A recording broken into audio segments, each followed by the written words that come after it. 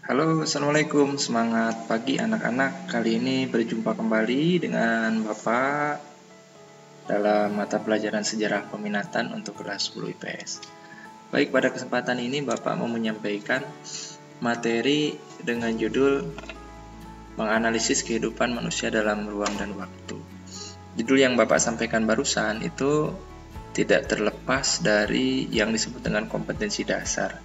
Jadi kompetensi dasar merupakan suatu kemampuan minimal yang wajib kalian miliki dalam pembelajaran sejarah peminatan ini.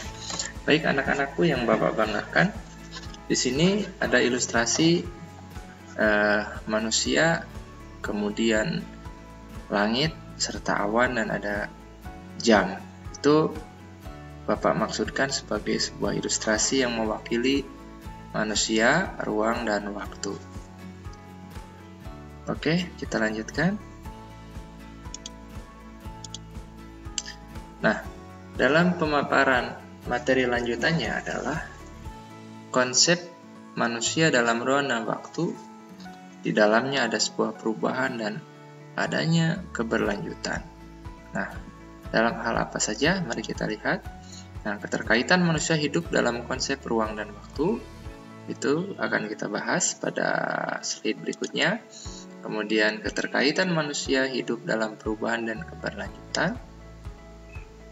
Berikutnya adalah keterkaitan tentang sejarah manusia di masa lalu untuk kehidupan masa kini.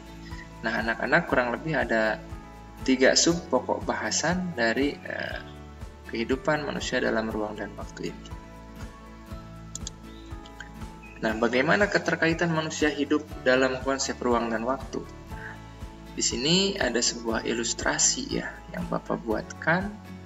Ini nampaknya seseorang sedang duduk di suatu tempat daerah pegunungan dan bisa melihat ke sekeliling di mana dia berada. Nah, ilustrasi ini bisa kalian pelajari apa hubungannya dengan manusia hidup dalam konsep ruang dan waktu. Baik, manusia adalah merupakan pelaku pada peristiwa. Manusia juga bisa disebut sebagai objek ataupun subjek peristiwa.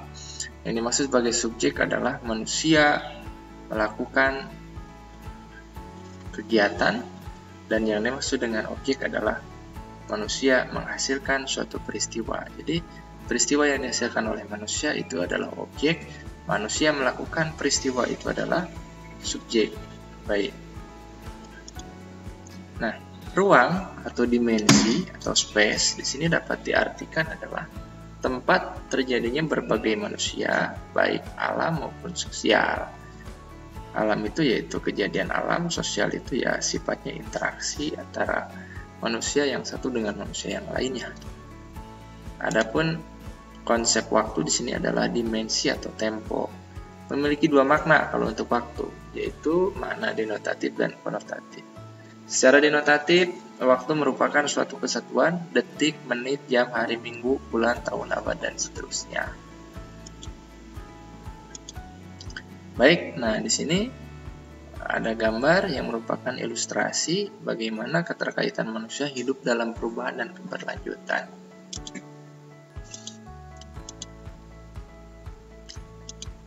Nah, menurut pengertian perubahan dalam sejarah, di sini Heraklitus mengatakan bahwa pantare atau tidak ada hal yang tidak berubah.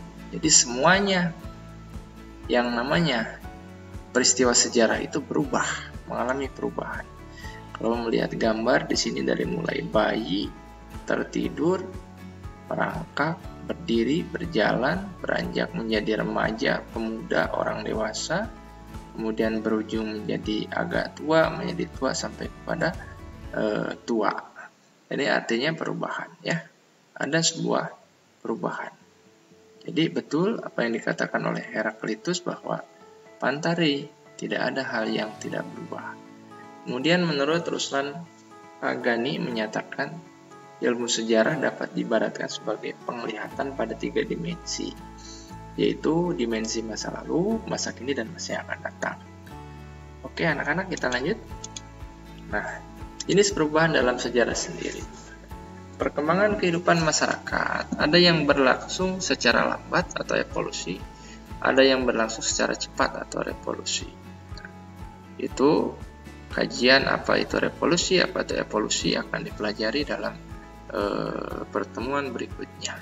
Intinya adalah revolusi adalah perubahan yang sangat cepat yang bertentangan dengan suatu fungsi atau tatanan kehidupan yang ada. Kalau evolusi adalah perubahan yang sangat lambat atau perubahan yang lambat disesuaikan dengan tatanan dan aturan yang ada, tidak berbenturan satu sama lain. Bisa dikatakan perubahan yang bertahap, berjenjang, dan berkesinambungan, gitu ya. Oke, anak-anak, kita lanjutkan. Kemudian di sini ada sebuah perubahan yang dikatakan perubahan itu bersifat meningkat atau menurun. Dalam hal ini progres itu meningkat, regress itu menurun. Nah, ini ilustrasi di samping pada gambar itu menunjukkan bagaimana perubahan yang progres. Dahulu orang-orang tua membajak sawah dengan menggunakan kerbau.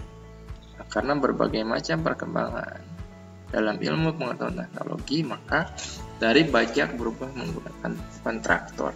Apakah di sini ada yang disebut dengan dampak dari perubahan ini? Pasti ada dampaknya. Kalau dilihat perubahan dari bajak ke sistem menggunakan mesin, itu perubahan atau dampak sosialnya banyak sekali. Nanti kita akan kaji dalam pertemuan berikutnya. Sebagai gambaran, perubahan yang ada adalah bisa dicontohkan oleh Bapak. Satu, mempersingkat waktu kerja. Yang kedua, meminimalisir pekerja di sawah. Yang tadinya mungkin 40 orang, 10 orang berubah menjadi 2 orang saja. Oke, lanjut. Nah, adapun perubahan yang berikutnya adalah perubahan yang sifatnya regress, menurun. Seperti kita ketahui dari gambar di sini, dapat dideskripsikan bagaimana anak-anak tempo dulu masih menganut kebiasaan bersama, bermain bersama, ya, kebersamaannya, interaksinya berjalan dengan baik. Tapi ketika memasuki ke abad zaman sekarang, zaman kalian hidup saat ini, budaya-budaya yang sifatnya tempo dulu itu sudah mulai pudar, sudah mulai hilang, berganti dengan bagaimana anak berinteraksi dengan gadget itu ya. Anak berinteraksi dengan gadget. Sudah jarang sekali anak-anak zaman sekarang bermain seperti tempo dulu. Itu merupakan dan menunjukkan bagaimana perubahan yang menurun atau regress itu terjadi. Dilihat dari sudut pandang ilmu sejarah. Lanjut. Apa sih faktor-faktor yang menyebabkan perubahan itu sendiri? Nah, di sini ada beberapa faktor. Yang pertama itu faktor internal. Nah, bisa dikarenakan perubahan penduduk, kemudian bisa dikarenakan adanya penemuan baru, baik itu sifatnya discovery, invention, dan inovasi. Apa itu perbedaan discovery, invention, dan inovasi? Yaitu materi yang akan kita bahas, yang kalian akan temui nanti di kelas 12 ya. Oke, kita lanjut. Kemudian ada konflik dalam masyarakat, ya. Itu merupakan bagian dari internal dan adanya pemberontakan, ya. Ya, kita lanjut lagi. Nah, faktor eksternalnya apa saja? Satu, faktor alam yang ada di sekitar masyarakat yang berubah, bisa perubahan alam itu karena bencana dan sebagainya, ya. Kemudian adanya peperangan, kemudian adanya pengaruh kebudayaan masyarakat lain. Dalam hal ini terjadi baik itu yang disebut dengan akulturasi ataupun asimilasi. Nah, konsep keberlanjutan dalam peristiwa sejarah itu dipandang sebagai rangkaian peristiwa sejarah yang saling berkelanjutan. Setiap peristiwa tidak berdiri sendiri dan tidak terpisah dari peristiwa lain. Kehidupan manusia merupakan mata rantai dari kehidupan masa lampau, saat ini, dan masa yang akan datang. Dia ada keterkaitan ya antara kemarin, hari ini, dan masa yang akan datang. Oke. Nah, menurut Arnold J. Toynbee, mempelajari sejarah adalah mempelajari masa lalu atau masa lampau untuk membangun masa depan. Itu ya. Oke, lanjut. Menurut Kunto Wijoyo, konsep keberlanjutan dan waktu dalam sejarah antara lain meliputi perkembangan, keberlanjutan, kesinambungan, pengulangan, dan perubahan. Jadi di dalamnya ada ciri-ciri yang sama sehingga dikatakan sebagai pengulangan. Ada ciri yang baru sehingga dikatakan bentuk perubahan kesinambungan. Jadi satu peristiwa mempengaruhi peristiwa yang lainnya. Nah, bagaimana keterkaitan tentang sejarah manusia masa lalu atau kehidupan masa kini? Nah, di sini Bapak gambarkan dalam sebuah diagram bahwa penjajahan itu berdampak kepada politik saat ini, sosial saat ini, budaya saat ini. Ya, secara politik, ya, perkembangan sistem hukum yang ada di negara kita itu masih mengadopsi warisan dari kolonialisme, yaitu zaman penjajahan Belanda dan Prancis, gitu ya. Oke, keterkaitannya bisa kita lihat nanti pada materi kelas 11 di masa pemerintahan Herman Willem Daendels, bagaimana sistem tata negara, hukum, dan politik Barat bisa masuk atau diadopsi oleh bangsa kita. Sistem sosial saat ini, nah sistem sosial, peranata sosial yang ada saat ini itu tidak lepas dari warisan-warisan budaya zaman kolonialisme, ya. Kemudian budaya saat ini, budaya itu sangat luas sekali, baik cara berpakaian, cara berbahasa, cara menghasilkan kesenian, cara berorganisasi di masyarakat, mata pencaharian, ya, pergaulan dan sebagainya itu sangat penuh atau sangat syarat dengan pengaruh-pengaruh yang disampaikan oleh para kaum imperialisme atau penjajah pada saat itu. Nah, apa Pak keterkaitannya? Keterkaitan hal penjajahan berpengaruh terhadap politik, budaya, dan sosial saat ini adalah tidak terlepas dari bagaimana lapisan atau sistem sosial masyarakat yang terjadi saat itu, di mana bangsa pribumi menempati urutan yang ketiga. Artinya di sini ada perbedaan atau dibeda-bedakan dalam hal mendapatkan pengajaran, dalam hal hak hidup dan sebagainya, sehingga dampaknya masih dirasakan saat ini. Secara sosial, secara pendidikan, secara ekonomi, masyarakat kita sumber daya manusianya jauh tertinggal apabila dibandingkan dengan masyarakat Eropa, bahkan Asia yang lainnya, dalam hal ini Cina, Arab, Jepang, dan Korea Selatan atau Korea Utara. Bahkan Vietnam sekalipun jauh di atas kita perkembangan sumber daya manusianya. Nah, anak-anak secara sekilas sudah Bapak sampaikan materi di mana kita berbicara tentang konsep ruang, waktu, dan manusia dalam ilmu sejarah. Sampai di sini dulu. Terima kasih atas perhatiannya. Mudah-mudahan apa yang Bapak sampaikan bisa bermanfaat untuk kalian. Semoga di pertemuan yang akan datang kita bisa membahas lebih lengkap, lebih dapat dipahami lagi oleh kalian.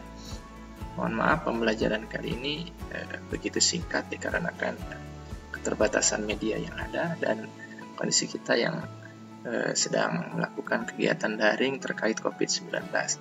Harapan dan doa COVID-19 ini cepat berakhir dan kita bisa melakukan pembelajaran secara normal di sekolah sehingga lebih efektif dan efisien lagi. Demikian